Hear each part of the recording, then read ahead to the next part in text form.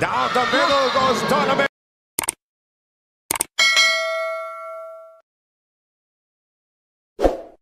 Kanke, so Tina Sala going with more speed to begin the second set.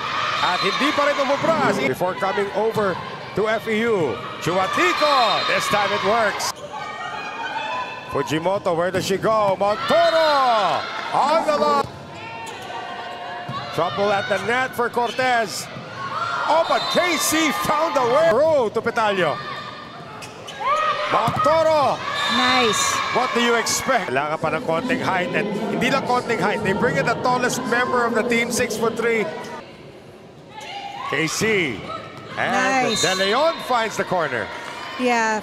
One game remaining. Of course, that game will be played on the 29th of September. Oy, nakalusot. Alana Tanchan. Papunta kay Lopez. They send it long.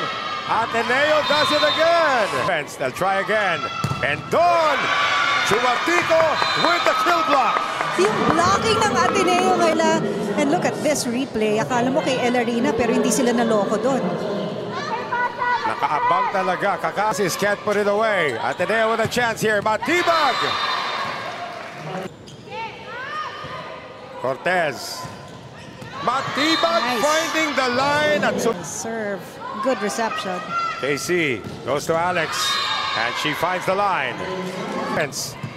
Cortez, nice delay. Papunta kay Isa Nisperos. The opposite hitter. Kasi mas malapit siya sa outside eh. Kaya kita mo, nahirapan yung blockers. Ang layo na nilakbay na. Tatlo.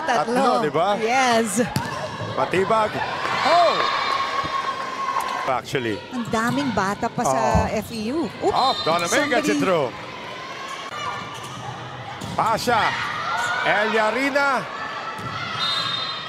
Cannot keep it in play. Anques to get it across. Cortez goes to another misdirection. Pagka binibigyan mo ng hulog, nobody's really there. The coverage was behind. And again, they having attack ngayon para kay Panangin. Casey Cortez. Zay Pasha. Cross court. Zay Pasha again.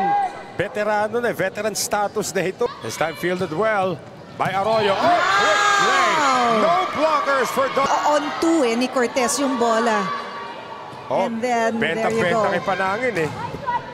Fujimoto on the back set to Montoro. That was... Kaka. Nakapasa ng depensa ni Matibag. Cortez. Selga on the drop. And that goes out. Fujimoto. Nisperos. Nice. Ito yung nangyari dyan. Ganda ng setup.